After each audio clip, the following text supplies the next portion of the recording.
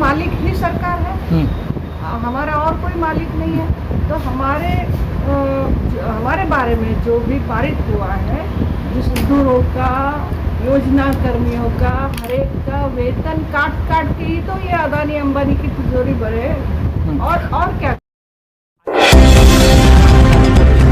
बीच में एक वरिष्ठ कार्यकर्ता हैं सुबह समीम जी, वो पूरा अपना इंट्रोडक्शन बताएंगे। मैम, आप अपना पूरा परिचय बताएं। मैं सुबह शमीम हूँ और मैं आईफा की वाइस प्रेसिडेंट हूँ, ऑल इंडिया की, और महाराष्ट्र की जनरल सेक्रेटरी। छाती पे दाल दली आपने आंगनवाड़ी वर्करों को लेके, क्योंकि उनको जो है बहुत सारी परेशानी हो रही है। पूरे सरकारी काम कराए जाते हैं लेकिन उनको मानदेय नहीं दिया जाता, क्या कारण है? देखिए, हम लोग की जो मांग है वो मानदेय की नहीं है। हमारी मांग है कि हमें पूरी तरह से वेतन दिया जाए। पूरी तरह वेतन दिया जाए? हाँ, क्योंकि ये जो काम है वो सरकारी काम है और सरकार ही आंगनवाड़ी वर्कर्स, हेल्पर्स को अपॉइंट करती है। वो सरकार ही उनको तनख्वाह देती है।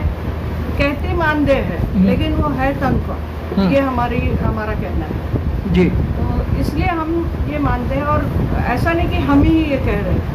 सरकार ने खुद ने जो ILC यानी भारतीय श्रम परिषद जो बिठा के रखी हुई है, हर साल उसका कॉन्फ्रेंस होता है।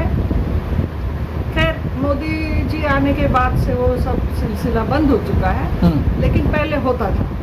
तो उस 45th कॉन्फ्रेंस में और 46th कॉन्फ्रेंस में ये पारित किया गया कि आंगनवाड़ी वर्कर्स, हेल्पर, जो आंगनवाड़ी की कर्मी है, वो कोई स्वयंसेवी काम करने वाले लोग नहीं है, ये वर्कर्स। और वर्कर्स के हिसाब से उनको तनख्वाह देना चाहिए, मिनिमम वेज देना चाहिए, उनको ग्रेच्युटी या पेंशन जैसे जो भी सरकार देती है अपने कर्मचारियों को, वैसे सारी सुविधाएं उनको भी देना चाहिए। ये बिल्कुल पारित किया गया, जिसमें एक हिस्सा सरकारी अधिकारियों का और मंत्रियों का भी है, यानी 1/3 हिस्सा हम कह सकते हैं। 3 हिस्से उसमें होते हैं, 3 लोग पार्टिसिपेट करते हैं। मालिकों की तरफ से लोग वहाँ आते हैं, मजदूरों की तरफ से वहाँ लोग आते हैं प्रतिनिधि, और सरकार के प्रतिनिधि आते हैं। तो हमारे तो मालिक ही सरकार है, हमारा और कोई मालिक नहीं है। तो हमारे बारे में जो भी पारित हुआ है, जिसमें खुद सरकार ने और हमारे मालिक ने हामी भरी थी कि हम लोग इनको जो है वेतन देंगे और इनको सरकारी कर्मचारी का दर्जा देंगे, लेकिन पिछले 10 साल से इसको अमल में नहीं लाया। अच्छा, सुबह समीम जी, जिस तरीके आप बता रहे हैं, जो एक सामाजिक कार्यकर्ता होता है, जो समाज की सेवा करने के लिए आता है, जैसे हम करें नेता, जब नेता पॉलिटिशियन जब क्षेत्र में जाते हैं कि हम तो समाज सेवा करने के लिए आए हैं, लेकिन वो आज के टाइम में 5-5 पेंशन ले रहे हैं। लेकिन जो आप लोग आंगनवाड़ी में काम करते हैं और पूरे सरकार के जो पॉइंट होते हैं उन्हें क्लियर करते हैं, डेटा होता है उनको क्लियर करते हैं, लेकिन आपको कहीं भी नहीं समझा जाता। बिल्कुल बात आप सही कह रहे हैं कि सरकारी काम करते हुए भी हमें सरकारी समझा नहीं जाता। इसका कारण यही है कि सरकार खुद हमारे मालिक होने की वजह से वो हमारा शोषण करना चाहते हैं। और शोषण किस तरह से करेंगे कि हमारा दर्जा ही नकारा जाए। अगर ये मजदूर है, ये कर्मचारी है, इसी को ना माना जाए तो अपने आप से सारी झंझट उनकी खत्म हो जाती है। ना उनको वेतन देना पड़ेगा ठीक से, पेट भर के मिनिमम वेज जिसको हम कहते हैं, न्यूनतम मजदूरी, वो ना देनी पड़ेगी। आज सरकार के किसी भी दफ्तर में या किसी भी काम में अगर एक सामान्य से सामान्य झाड़ू पोछा करने वाला या कोई सिपाही लग जाता है, प्यून लग जाता है,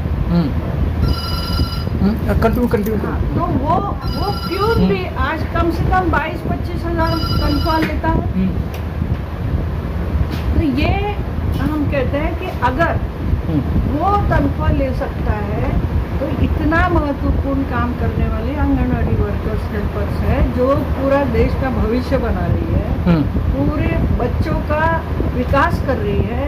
जिन बच्चों का पूरा जो विकास है, भाषा का विकास, उनके दिमाग का विकास, उनकी पूरी जो अपनी भाषा में अपने फीलिंग्स व्यक्त करने का यानी एक्सप्रेस करने का जो एक स्किल होता है, वो सारा विकास जो है 90% विकास उनका 5 साल की उम्र के पहले हो जाता है। लेकिन आज तो इस तरीके का माहौल है कि जो लोग अपनी बात कहेगा, समाज की बात कहेगा, अपने उद्धार की बात कहेगा, सरकार उन पे तालाबंदी कर रही है, उनको मुंह को बंद कर रही है और ऐसे शब्दों को भी एक बैन लगा दिया गया है कि आप इन शब्दों पे बात नहीं करेंगे। जो शब्द जो सरकार ने दिए थे, जुमलावाज, तानाशाह, ये सरकार ने दिए थे।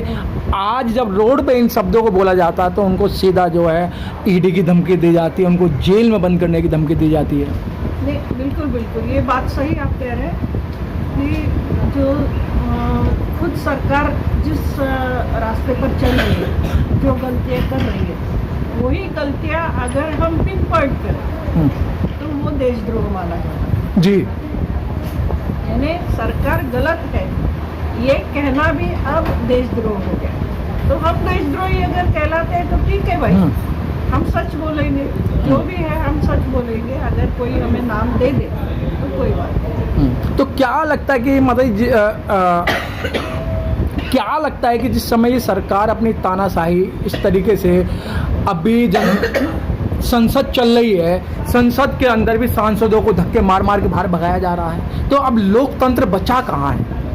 लोकतंत्र तो 2014 से खत्म होने की शुरुआत हो गई है और अब तो बिल्कुल खत्म होने के कगार पर है, क्योंकि संसद का जो बिल्कुल सर्वोच्च स्थान हम कह सकते हैं, लोकसभा है, राज्यसभा है, संसद है, उसी में अगर जनवाद नहीं बचेगा तो फिर जनवाद बचेगा। सबसे पहली बात यह है कि जो भी लोगों से काम करवाना है तो उनके जो हक है वो उन्हें देने नहीं है, ये उनकी बात साफ है। अगर हक देते हैं तो मालिक वर्ग के जो सुपर प्रॉफिट है वो कम हो जाएंगे।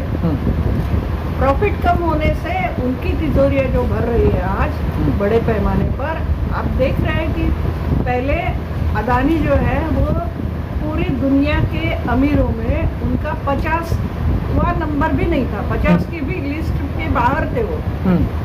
अब उनका नंबर 4था आ गया। अब ये पूरे 3-4 साल में यानी स्लो डाउन है, पूरा इकोनॉमी गड़बड़ है, लॉकडाउन है, प्रोडक्शन नहीं हो रहा है, बहुत सारे कारखाने बंद हो रहे हैं।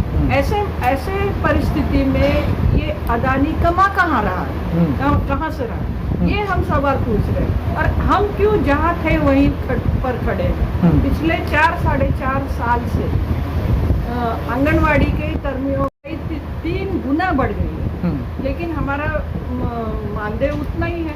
इसका मतलब साफ है कि हमें जो एक मिलना चाहिए था, हमारा हक, हमारा वेतन, वही पूरी भारत भर के मजदूरों का, योजना कर्मियों का, हर एक का वेतन काट के ही तो ये अदानी अंबानी की तिजोरी भरे। और क्या कर रहे हैं। अच्छा, चलते चलते मतलब आपकी इतनी उम्र हो गई है, आप उम्र दराज हैं, जिस तरीके से अब की सरकार है और पिछली सरकारों में कितना अंतर है? देखिए, आज तक की थोड़ी बहुत जो हम ठीक ठाक कह सकते हैं वो सरकार थी यूपीए 1। हाँ, उसमें लोगों की समस्या को सुना जाता था। मंत्री लोग बुलाते थे डेलीगेशन को, चर्चा करते थे, ट्रेड यूनियन से बात करा करते थे। कुछ न कुछ देते थे, कुछ अच्छे कानून बने, वन अधिकार कानून है, जंगल जमीन का वो बना है, रोजगार का कानून बना है, फिर जो राइट टू इंफॉर्मेशन वो बना है, एजुकेशन बना है, अन्न सुरक्षा का कानून बना है। तो यूपीए 1 में कम से कम थोड़ी बहुत सुनवाई लोगों के समस्याओं की होती थी और कुछ समस्याएं हल होती थी, क्योंकि इसमें जो लेफ्ट के सांसद हैं वो लगभग 60 के ऊपर उनकी संख्या थी, 62 करीब, और उनका समर्थन उस सरकार को बाहर से प्राप्त था। तो उस वजह से उनके दबाव की वजह से एक अच्छी सरकार वो थोड़ी सी बन पाई थी और कुछ उन्होंने किया भी था काम। लेकिन उसके बाद से यूपीए 2 जो बनी, उसके बाद से जो पतन शुरू हुआ, और जो हम ये नहीं कह सकते कि सिर्फ यही इसी सरकार की ऐसी नीतियाँ है, नहीं, कांग्रेस की भी वैसी नीतियाँ थी, लेकिन वो कम से कम कूट डालो राज करो ये नीति तो नहीं अपना रहे थे। जो अब 2014 के बाद से हम देख रहे हैं कि पूरी तरह से लोगों का ध्यान किसी और चीज़ों में लगाकर ये लोग अपनी मनमानी कर रहे हैं। पूरे कॉरपोरेट सेक्टर को जो भी उन्हें सहूलियतें देनी है वो दे रहे हैं, और लोगों का ज़्यादा से ज़्यादा शोषण दो तरफ से हो रहा है, दो तरफा। एक तो उनका वेतन नहीं बढ़ रहा है और दूसरी महंगाई बढ़ाते जा रहा है। तो जो वेतन है उनको जो मिल रहा है पैसा, वो भी उनको पूरा नहीं पड़ रहा। तो ये दो तरफा शोषण जो है वो लोगों का हो रहा है, और ये पूरी तरह से मोदी और कॉरपोरेट सेक्टर की मिलीभगत है। मोदी और कॉर्पोरेट सेक्टर, बिल्कुल कॉरपोरेट सेक्टर की मिलीभगत है कि तुम लोग महंगाई करो, उसका फायदा सुपर प्रॉफिट में हम लोग लेंगे। ये महंगाई का मतलब ही है कि कॉरपोरेट्स का सुपर प्रॉफिट। ये जो दाल महंगी हुई है, ये तेल महंगा हुआ है, किसकी करतूत है? ये अदानी जैसे लोगों का पूरी मोनोपोली हो गई है दाल और तेल वगैरह पे। तो उनका सुपर प्रॉफिट बढ़ाने के लिए ये लोगों को कुपोषित कर रहे हैं। आंगनवाड़ी का काम क्या है? लोगों को कुपोषण से मुक्त करना।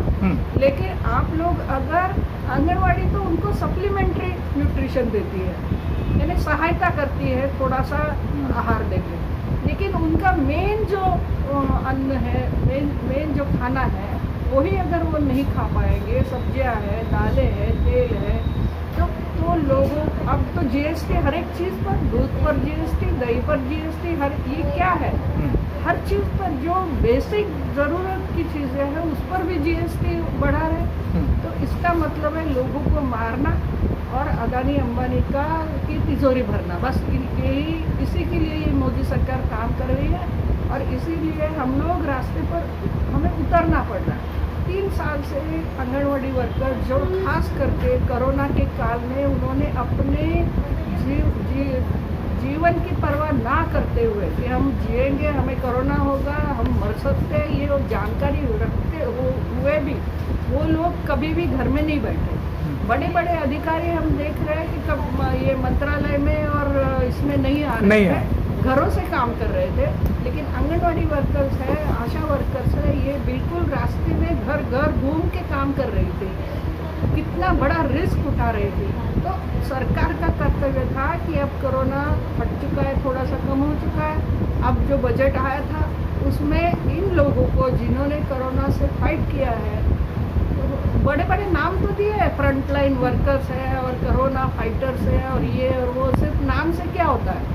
नाम से पूजा करके फूल डालने से पेट तो नहीं भरेगा। हमारा कहना है कि हमारे जो हक है वो हमें दे दो, हमें कोई आपके तमगे नहीं चाहिए, आपके नाम नहीं चाहिए, आपका जो आदर सत्कार है वो नहीं चाहिए, हमें हमारा हक चाहिए।